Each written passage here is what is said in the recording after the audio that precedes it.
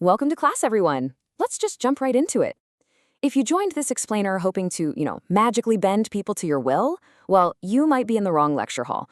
But if you want a fast-paced, highly focused crash course in the actual science of human behavior, you are exactly where you need to be. We're going to break down the profound, heavily researched-backed mechanics of how we actually connect, build trust, and communicate with each other. So let's dive into a really fundamental difference right off the bat. We are definitely not here to learn Jedi mind tricks or, sneaky manipulation. That's just not what we teach in psychology. Instead, our entire focus is on cognitive science and genuine connection. We're here to understand the psychological principles that govern how our brains actually process social information. Because here's the thing, when you understand these underlying cognitive mechanics, your communication naturally becomes highly effective. No manipulation required whatsoever. All right, here is our syllabus for today's explainer. We've got 4 core psychological phenomena on the docket: the Chameleon Effect, the Pratfall Effect, Active Constructive Responding, and bypassing reactance. Finally, we'll wrap up with the professor's takeaway. Let's get to it. Section 1, the Chameleon Effect. Way back in 1999, psychologists Tanya Chartrand and John Bargh defined what they called the Chameleon Effect. Basically, it describes our deeply ingrained natural tendency to unconsciously mimic the postures, facial expressions, and mannerisms of the people we're interacting with. It's just something humans do automatically when we feel in sync with someone. But when you intentionally, yet very subtly, apply this academic theory, you can rapidly accelerate the whole process of building rapport. But why exactly does mimicking build trust? Well, it's because the human brain is, at its absolute core, a relentless pattern recognition machine. It's constantly out there scanning the environment for familiar data. So when it sees its own physical patterns reflected back at it, like the way it's sitting or the energy it's putting out, it registers a match. The brain software literally signals, okay, this person is like me. Therefore, this person is safe. So the crucial point is how you actually put this to use today. Here is your 3-step process. First, just observe their posture or energy. If they lean forward and rest their hands on the table, just take note of that. Second, wait a few beats. Definitely don't do it instantly. Third, naturally adopt a similar physical vibe. Just match their energy. If they speak slowly and softly, drop your volume to match. Now, a massive warning here. Do not mimic them like a mime. That is absolutely going to backfire horribly. Just aim to subtly reflect their general physical state. Section 2, the Pratfall Effect. For this one, we have to go back to a 1966 discovery by social psychologist Elliot Aronson. He uncovered what he brilliantly coined the Pratfall Effect. His research showed that when highly competent people make small mistakes, like a literal or figurative pratfall, their likability actually goes up. I know, it completely challenges our natural assumptions about how to impress people, right? This brings up a really fascinating question. Do you actually need to be perfect to be respected? See, most of us instinctually believe that leadership, competence, and authority require this impenetrable shield of absolute perfection. We work so incredibly hard to hide our flaws because we think they make us look weak. But the answer is a resounding no. Perfection is actually incredibly alienating. It's intimidating. When you project utter flawlessness, you're creating this massive distance between yourself and your audience. A slight flaw, on the other hand, completely humanizes you. It bridges that gap and genuinely makes people feel comfortable in your presence. So, how do we apply this? Simple.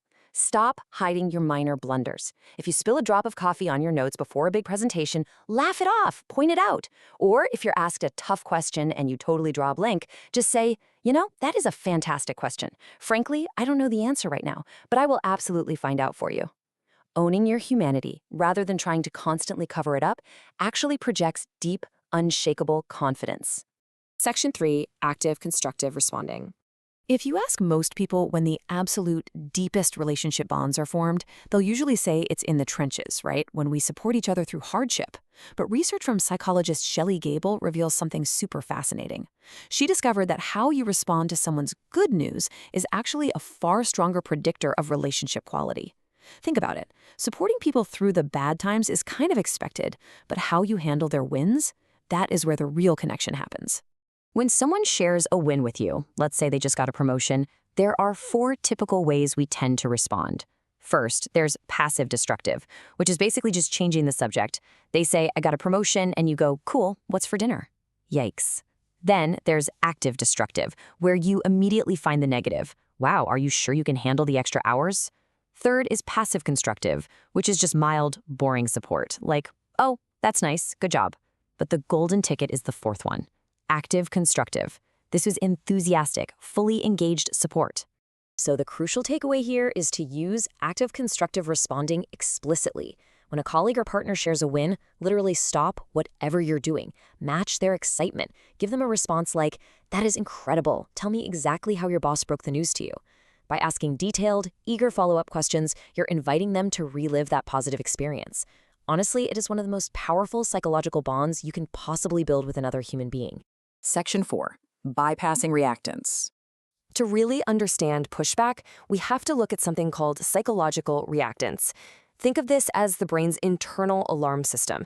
It goes off the second it feels its freedom or choices are being threatened. This is rooted in self-determination theory, which states that autonomy is a basic, fundamental psychological need.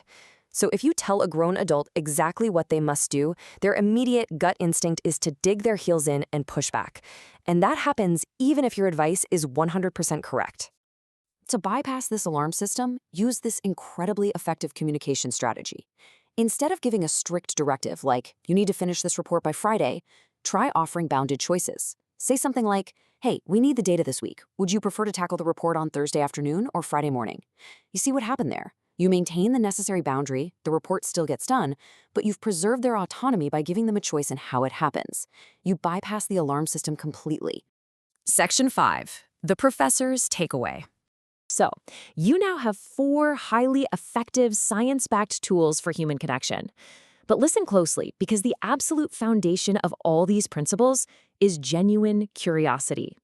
Humans have incredibly sensitive internal radars for nonsense. If you're just using the chameleon effect or bounded choices as some lifeless script to manipulate an outcome, people will instantly detect the inauthenticity. It just won't work. So I want to leave you with this final thought before you go.